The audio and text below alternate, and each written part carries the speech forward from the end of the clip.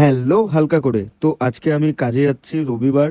আর এখানে মাছ বাজার বসে গেছে, আমি তার মাঝখান দিয়ে বেরিয়ে এখন আমার গাড়িকে নিয়ে চলে যাচ্ছি গোডাউনে। গোডাউনে এসে গেছি, আর এখান দিয়ে দেখতে পাচ্ছ ওই গাড়িটা নিয়ে আমি বেরোবো, কিন্তু ক্যান্সেল হয়ে যাওয়ার পর আমি চলে এলাম সেলুনে। এখন আমি মাকড়সা মানব দিয়ে মানবে পরিবর্তন হব। আর এইদিকে আমি রোদ্দুরে গাড়ি গরম বসিয়েছি, আর আমি চিন্তা করছি কখন আমার চুল কাটবে। চুল কাটা শুরু হয়ে গেছে, দাড়ি কামানো শেষ হয়ে গেছে। তো আই এম রেডি। এখন আমি আমার বাড়ির দিকে রওনা দেবো, বাইকের সিটে বসে পেছন চালাবো। তো বাড়িতে এসে মার সঙ্গে শুরু আমার ফাজলামি।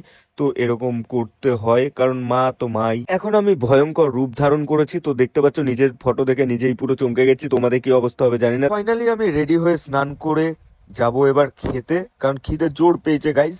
তো এখন মাকে গিয়ে বললাম খেতে দাও, কারণ হোটেল গাইজ তো এখন খাবার দাবার দিল আমাকে। চাটনি, পাঁপড়, মিষ্টি, রসগোল্লাটা ভুলে গেছি আনতে। তো খাওয়া দাওয়া কমপ্লিট হয়ে গেছে, এখন আমি শুলাম। শোয়ার পর এবার বিকেল বেলায় উঠে এখন যাব চা খেতে। তার আগে দেখতে পাচ্ছ সামনে মাছলি বাজার বসেছে, তাদের না হাঁটিয়ে আমি পেছনের রাস্তা দিয়ে বেরিয়ে গেলাম আমার গন্তব্যস্থল মানে চায়ের দোকানে।